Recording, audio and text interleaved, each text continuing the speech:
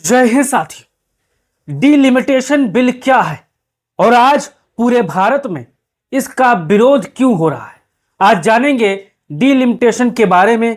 इसके फायदे क्या हैं और इसके नुकसान क्या हैं, और जो साउथ के दक्षिण भारत के राज्य हैं वो इसका खुलकर क्यों विरोध कर रहे हैं। अगर आप भी ये वीडियो फेसबुक पर देख रहे हो या यूट्यूब पर देख रहे हो तो अगर ये जानकारी आपको अच्छी लगती है तो पेज को फॉलो कर लीजिए और चैनल को सब्सक्राइब कर लीजिए। अब यहां पर आप देख सकते हो डीलिमिटेशन बिल क्या है और इसका विरोध क्यों कर रहे हैं साउथ के सभी राज्य। इसके फायदे और नुकसान मैं आज आपको सरल भाषा में विस्तार से बताने वाला हूं। अगर 10 साल का लड़का ये वीडियो देख रहा है तो समझ जाएगा कि डीलिमिटेशन बिल जो है उससे फायदा क्या है, नुकसान क्या है और विरोध क्यों हो रहा है। तो बिना किसी देरी के हम लोग शुरुआत करते हैं।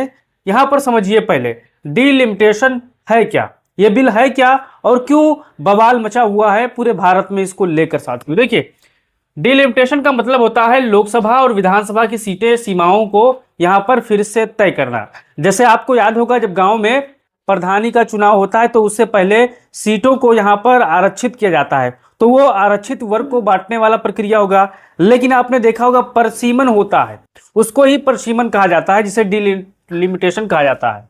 अब यह काम जनसंख्या के आधार पर होता है, यानी जब भी डीलिमिटेशन होता है उसमें जनसंख्या के आधार पर होता है। आखिरी बार भारत में यह प्रक्रिया 2008 में हुई थी।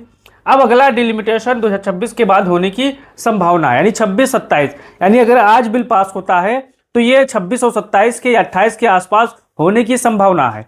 अब यहां पर देखिए अभी विवाद क्यों हो रहा है ये जान लीजिए। मैंने आपको सरल भाषा में चार्ट में समझाने की कोशिश कर रहा हूं। भारत में सीटों का बंटवारा अभी 1971 की जनसंख्या के आधार पर फ्रीज है, यानी 1971 में हर जिस राज्य में चाहे लोकसभा हो चाहे विधानसभा की सीटें हो जितनी थी उतनी ही फ्रीज है, बढ़ी नहीं है, घटी नहीं है। लेकिन यहां पर देखिए 2026 के बाद नया बंटवारा होगा। बंटवारे में जिन राज्यों की संख्या ज्यादा बढ़ी है जैसे यूपी बिहार, उन्हें ज्यादा सीटें मिल सकती है। अब यूपी में आप मान के चलिए 403 विधानसभा की सीटें हैं और लोकसभा की 80 सीटें हैं, और बिहार में आप देख सकते हो वही हाल है, क्योंकि यहां पर जनसंख्या दबाकर बढ़ी है।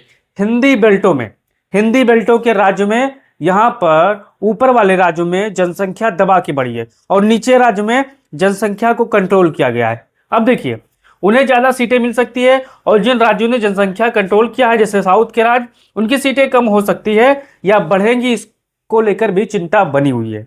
अब तीसरा देखिए, इस बिल में 35% के करीब महिला आरक्षण मिलने की संभावना है। अब देखिए 35% महिला आरक्षण क्या है ये भी जान लीजिए। वर्तमान सरकार की योजना है कि सांसद और विधानसभा में महिलाओं को 33% यानी करीबन 35% सीटें यहां पर आरक्षित मिले।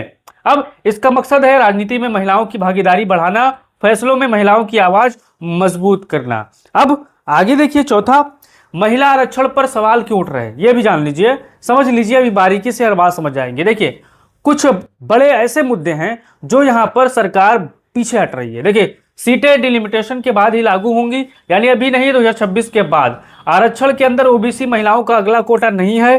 कई लोग कहते हैं कि यह कानून पास तो हो गया लेकिन लागू होगा यह साफ नहीं है। अब यहां पर आगे देखिए पांचवा, साउथ के राज्य इसका विरोध क्यों कर रहे हैं और वो कौन कौन से ऐसे राज्य हैं जो खुलकर विपक्षी पार्टियां उनका विरोध कर रही है। जैसे तमिलनाडु हो गया, तमिलनाडु में वर्तमान सरकार है चंद्रबाबू नायडू की और विपक्ष में आप सभी पता है जगन मोहन रेड्डी है। अब यहां पर खुलकर विरोध होना शुरू हो चुका है। आज खबर यह है कि आज बिल पास हो जाएगी। अब देखिए केरला में भी यहां पर एलडीएफ यूडीएफ है और ये भी जबरदस्त तरीके से विरोध करेंगे। कर्नाटका में भी वही हाल है और आंध्र प्रदेश में भी वही हाल होगा, क्योंकि यहां पर लगातार मजबूती के साथ जितने भी हमारे चाहे आंध्रा हो, कर्नाटका हो, केरला हो, तमिलनाडु हो, तमिलनाडु के जो मुख्यमंत्री हैं एमके स्टालिन साहब, वो जबरदस्त तरीके से यहां पर विरोध कर रहे हैं। आज उन्होंने काला कपड़ा पहना इसको लेकर। और आंध्र प्रदेश के मुख्यमंत्री जो कि आपको पता है चंद्रबाबू नायडू भारतीय जनता पार्टी के साथ हैं। अब उनके पार्टी के कार्यकर्ता लगातार इस चीज का विरोध भी कर रहे हैं। अब देखिए जनसंख्या कंट्रोल का नुकसान, साउथ ने परिवार अच्छे यहाँ पर अपनाया है। अब उनकी जनसंख्या कम बढ़ी है इसलिए सीटें उनको यहां पर कम मिलेगी। साउथ ने जनसंख्या काफी मजबूती के साथ नियंत्रण किया हुआ है। अब देखिए राजनीतिक ताकत घटने का डर, अगर उत्तर भारत यूपी बिहार की सीटें बढ़ गई तो सांसद में उनका दबदबा बढ़ जाएगा। हमने सही किया है फिर भी सजा। अब साउथ का तर्क है हमने जनसंख्या पर कंट्रोल किया है। अब आप साउथ की ज्यादातर राज्य को देखोगे तो वहां पर पढ़े लिखे आपको सबसे ज्यादा मिलेंगे, सरकार से सवाल करने वाले लोग ज्यादा मिलेंगे। और यूपी बिहार जैसे राज्य में आपको बहुत ही कम जो सरकार से सवाल करते हैं उनको कि तो चुप करा दिया जाता है, किंतु उनको जेल भेज दिया जाता है। अंधभक्त आपको ज्यादा मिलेंगे। तो यहाँ पर साउथ में तर्क है हमने जनसंख्या कंट्रोल किया है, अब हमें नुकसान क्यों, साउथ वाले कह रहे हैं। अब आगे देखिए इस फैसले में फायदे क्या हो सकते हैं, ये भी आप देखिए। देखिए सही प्रतिनिधित्व मिलेगा, ये फायदा है। ज्यादा लोग हैं वह ज्यादा सांसद होंगे, महिलाओं को ताकत, संसद में महिलाओं की संख्या बढ़ेगी, लोकतंत्र मजबूत होगा, ज्यादा संतुलित और व्यापक प्रतिनिधित्व मिलेगी, ये तो फायदे हैं। लेकिन असल मकसद ये है जब लागू करने वाले सही हो तब फायदा सही मिलता है। अब देखिए 7वां, इसके नुकसान आप समझ लीजिए साथियों।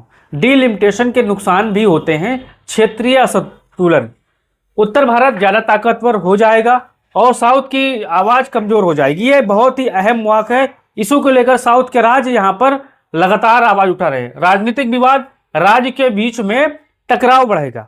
नॉर्थ वर्सेस साउथ में ज्यादा यहां पर हाल खराब हो जाएंगे। लागू होने में देरी, महिला आरक्षण तुरंत लागू नहीं होगा, इस चीज को आपको ध्यान देना है, कई दिन तक यहां पर लग सकते हैं। तो हमारे जितने भी साथी होंगे डीलिमिटेशन को लेकर, परिसीमन को लेकर अगर कोई सवाल है कमेंट बॉक्स में अपना राय दे सकते हो। इसको लेकर इसके आपके हिसाब से कैसे फायदे हैं, कितने नुकसान है, आप भी बता सकते हो और वीडियो को तमाम साथियों तक शेयर कर सकते हो। जय हिंद, जय भारत, जय समाजवाद।